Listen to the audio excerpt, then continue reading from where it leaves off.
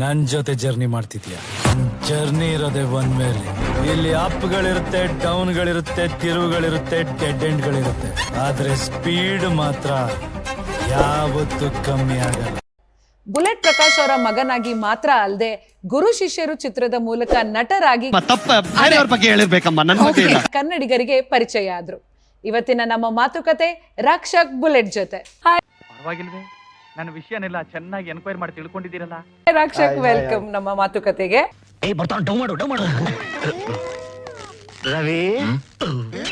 ಸ್ವಲ್ಪ ನನ್ನ ಕೋಪಗಳು, ನನ್ನ ಮಾತುಗಳು ಅದೆಲ್ಲ ಜಡ್ಜ್ ಮಾಡಿ ನಮ್ಮಮ್ಮ 1 ತಿಂಗಳು ಇರ್ತಾನೆ ಅಷ್ಟೇ ಆಗೋದು ಅವ್ನು ಕೇಳಿ ಅಂತ ಅನ್ಕೊಂಡಿದ್ರು. ಯಾಕೆ ಅಂತ ಹೇಳಿದ್ರೆ ನಾನು ತುಂಬಾ ಫುಡ್ಡಿ, ಜಾಸ್ತಿ ಮಾತಾಡ್ತಾ ಇರ್ತೀನಿ. ಈಗಿನ ಕಾಲ ಹುಡುಗರು ಬಾಯಿಲೆ ಮಾತಾಡ್ಬಿಟ್ಟು ಬಾಳ್ದು ಸಾತ್ ಬಿಡ. ಅವು ಮಾತಾಡಿದ ಅವಕ ತಿಳಿಯಂಗಲ್ಲ, ನಮಗೆಲ್ಲಿ ತಿಳಿಬೇಕು. ಬಾ ಆಚೆನು ಸ್ಟ್ರೈಟ್ ಫಾರ್ವರ್ಡ್, ಓಪನ್ ಆಗಿ ಮಾತಾಡ್ತೀನಿ, ಯಾರಿಗೂ ತಲೆ ಕಟ್ಸ್ಕೊಳಲ್ಲ. ಯಾಕಂದ್ರೆ ನಾನು ಯಾರಿಂದನೂ ಇಲ್ಲಿ ಬದುಕಿಲ್ಲ, ಅದಕ್ಕೋಸ್ಕರ ನಾನು ಓಪನ್ ಆಗಿ ಹೇಳ್ತೇನೆ ಎಲ್ಲ ಕಡೆ. ಈ ಮಾತು ಕೇಳಿದ್ರೆ ನನ್ನ ಕೋಪ ಬರೋದು. ಪ್ರತಿಯೊಬ್ರು ನನ್ನ ನೋಡಿದವರು, ನನ್ನ ಮಾತಾಡಿಸಿದವರು ಹೇಳ್ತಿರೋದು ಒಂದೇ, ಈ ಸಲ ಕಪ್ಪು ನಮ್ದೆ. ನೀವ್ ಇಷ್ಟು ಬೇಗ ಬರ್ತೀರಾ ಅಂತ ಅನ್ಕೊಂಡಿರ್ಲಿಲ್ಲ. ಏನಪ್ಪ ದಿಢೀರ್ ಅಂತ ಬಂದ್ಬಿಟ್ಟೆ? ಬಟ್ ಫಸ್ಟ್ ವೀಕಿಗೆ ಅಸಮರ್ಥರು ಅಂತ ನಿಮ್ಮನ್ನ ಲೇಬಲ್ ಹಾಕಿದಾಗ ಹೇಗ್ ಅನ್ನಿಸ್ತದು? ಅದನ್ನ ಜ್ಞಾಪಿಸ್ಬೇಡ, ನನಗೆ ಮತ್ತೆ ಕಾರ್ಗಿಲ್ ವಾರ್ ಜ್ಞಾಪಕ ಆಗುತ್ತೆ. ನನ್ನ ರಕ್ತ ಕುದಿತದೆ. ಅಲ್ಲೇ ಅನ್ಕೊಂಡೆ ಏನೋ ಡೌಟ್ ಹೊಡಿತೀಯಲ್ಲಪ್ಪ ಇಲ್ಲಿಂದಾನೆ ಅಂತ ಅಂದ. ಸರ್, ನಂಗೊಂದು ಡೌಟು, ಎಲ್ಲೋ ಮಿಸ್ ಹೊಡಿತಿದೆ, ಎಲ್ಲಿ ಅಂತ ಗೊತ್ತಾಗ್ತಿಲ್ಲ. ಯಾಕೆ ಅಂತ ಹೇಳಿದ್ರೆ ನಾನು ಓಪನ್ ಆಗಿ ಹೇಳಿದಾಗ ನನ್ನ ಮನಸ್ಸಲ್ಲಿರೋ ನಾನು ಹೇಳ್ಕೊಂಡ್ಬಿಟ್ಟಾಗ ನನಗೂ ಒಂದು ಮನಸ್ಸಲ್ಲಿ ಅಗುರ ಒಂದು ಓಪನ್ ಆದಾಗ ಅನ್ಸುತ್ತೆ. ಇಲ್ಲ ಅಂತ ಹೇಳಿದ್ರೆ ನನ್ನ ಮನಸ್ಸಲ್ಲಿ ಎಲ್ಲೋ ಇಟ್ಕೊಂಡು ಕೊರಗ್ತಾ ಇದೀನಿ ಅಂತ ಅನ್ಸುತ್ತೆ. ನಿಮ್ಮಂಗೆ ಬರೋರ ಹತ್ರ ಎಲ್ಲ ನನ್ನ ಕತೆನ ಹೇಳಿ ನನ್ನ ಪಾಪನ ಕಮ್ಮಿ ಮಾಡ್ಕೊತಾ ಇದೀನಿ. ಓಡೋವಾಗ ಅಸಮರ್ಥರು ಮಾಡ್ತಾರೆ, ಒಂದೇ ಒಂದು ಬಟ್ಟೆ ಕೊಡ್ತಾರೆ. ಇಡೀ ವಾರದಲ್ಲಿ ಒಂದೇ ಒಂದು ಬಟ್ಟೆಲಿ ಇರ್ಬೇಕು ನಾವು. ನನ್ನ ಲೈಫಲ್ಲಿ ಕೂಡ ಹಂಗಿದ್ದವನಲ್ಲ ನಾನು. ಯಾಕಂದ್ರೆ ಅವರ್ ಗಟ್ಟಲೆ ನಾನು ಬಟ್ಟೆ ಚೇಂಜ್ ಮಾಡ್ತಾ ಇರ್ತೀನಿ.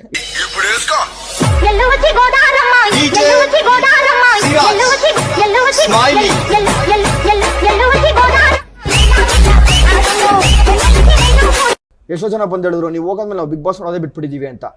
ಎಷ್ಟೋ ಜನ ಬಂದು ಆಟೋ ಡ್ರೈವರ್ಸ್ಗಳು, ಕ್ಯಾಬ್ ಡ್ರೈವರ್ಸ್ಗಳು ಜಿಯೋನೇ ಡಿಲೀಟ್ ಮಾಡಿದೀವಿ ಅಂತ ಹೇಳಿದ್ರು. ಸಾಕಷ್ಟು ಪ್ರೀತಿ ಅಭಿಮಾನ ಇದೆ ನನ್ನ ಮೇಲೆ. ನಿಮ್ಮೂರ್ ಗದ್ದೆ ಏನಾದ್ರೂ ಹೂವ ಬೆಳೆಸಿದ್ದ? ಯಾಕೆ ಮತ್ತೆ ನನ್ ಕಿವಿಗೆ ಲಾಲ್ ಬಾಗ್ ಇಕ್ತಿಯ ನೋಡು. ಕೆಲವೊಂದ್ಸಲ ಇವಾಗ ರೀ ಎಂಟ್ರಿ ಅಂತ ಎಲಿಮಿನೇಟ್ ಆಗಿರೋ ಕಂಟೆಸ್ಟೆಂಟ್ಸ್ ಅಲ್ಲಿ ಯಾರಾದ್ರೂ ಒಬ್ರು ಇಬ್ರು ಮನೆಯೊಳಗೆ ಹೋಗುವಂತ ಚಾನ್ಸಸ್ ಇರುತ್ತೆ. ಸೊ ಆ ತರ ರೀ ಎಂಟ್ರಿಯಲ್ಲಿ ವೈಲ್ಡ್ ಕಾರ್ಡ್ ಮೂಲಕ ನಿಮ್ಗೆ ಏನಾದ್ರೂ ಚಾನ್ಸ್ ಸಿಕ್ಕಿದ್ರೆ ಹೋಗ್ತೀರಾ? ಮತ್ತೆ ಆತರ ಏನಾದ್ರು ಚಾನ್ಸ್ ಸಿಕ್ಕಿದ್ರೆ ರಕ್ಷಕ್ ಆಗಿರಲ್ಲ, ರಾಕ್ಷಸನಾಗಿರ್ತಾರೆ. ಏನಪ್ಪ ಹೇಳೋದು ಇದಕ್ಕೆಲ್ಲ ಜೋಕ್ ಆಗ್ಬಿಡ್ತಾ ಇದ್ದೀರಿ. ಯಾಕೋ ಬರ್ತಾ ನೀವುಗಳು ಸುಮ್ನೆ. ಟಿವಿ ಅನ್ನೋದೊಂದು ಎಷ್ಟು ದೊಡ್ಡ ಮೀಡಿಯಮ್, ಅದೇ ರೀತಿ ಇವಾಗ ಸೋಷಿಯಲ್ ಮೀಡಿಯಾ ಅಷ್ಟೇ ದೊಡ್ಡ ಮೀಡಿಯಮ್, ಟಿವಿಗಿಂತ ದೊಡ್ಡದು. ಸೊ ಸೋಷಿಯಲ್ ಮೀಡಿಯಾ ಬಗ್ಗೆ ಏನ್ ಹೇಳ್ತೀರಾ ನೀವು? ಸೋಷಿಯಲ್ ಮೀಡಿಯಾ ಬಗ್ಗೆ ಏನು ಇಲ್ಲ ಅಂದ್ರೆ ಕೆಲವು ಡೈಜೆಸ್ಟ್ ಮಾಡ್ಕೊಂತಾರೆ, ಕೆಲವು ಡೈಜೆಸ್ಟ್ ಮಾಡ್ಕೊಳ್ಳಲ್ಲ. ಪ್ಲೀಸ್ ಡೋಂಟ್ ಕಿಲ್ ಇಂಗ್ಲಿಷ್, ಕನ್ನಡದಲ್ಲಿ ಮಾತಾಡು.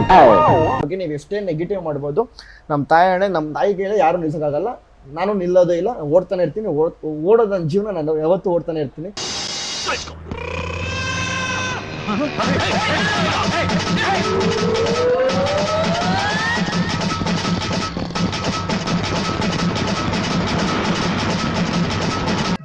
ಅವನ್ ಹೋಗ್ತಾ ಇರೋ ಸ್ಟೈಲ್ ನೋಡಿದ್ರೆ ಮುಂದೆ ಕರ್ನಾಟಕಕ್ಕೆ ಸಿಎಂ ಆದ್ರೂ ಆಗ್ಬಿಡ್ತಾನೆ. ತುಂಬಾ ಮೊಬೈಲ್ ಯೂಸ್ ಮಾಡ್ತೀರಾ ಜನರಲ್ ಆಗಿ? ಸಿಕ್ಕಾಪಟ್ಟೆ ಯೂಸ್ ಮಾಡ್ತೀನಿ. ನೈಟ್ 1 ಗಂಟೆ 2 ಗಂಟೆಗೂ ಕಾಲ್ ಬರುತ್ತೆ ನನಗೆ, ಮಾತಾಡ್ತಾ ಇರ್ತೀನಿ. ಆ ತರ ರೆಗ್ಯುಲರ್ ಆಗಿ ಯೂಸ್ ಮಾಡೇ ಮಾಡ್ತೀನಿ.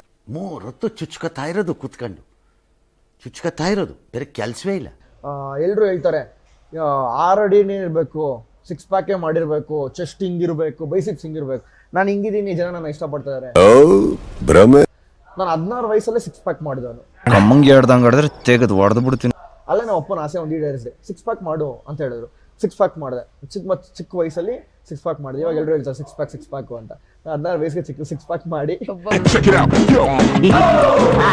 Hrithik, Shahrukh, 6 packs ready.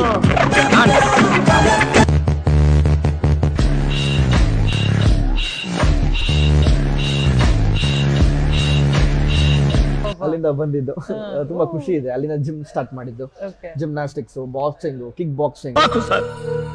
ಸಾಕು ಸರ್, ಹೇಳ್ತಾ ಹೋದ್ರೆ ತೋರಿಸ್ತಾ ಹೋದ್ರೆ ಒಂದಲ್ಲ ಎರಡಲ್ಲ.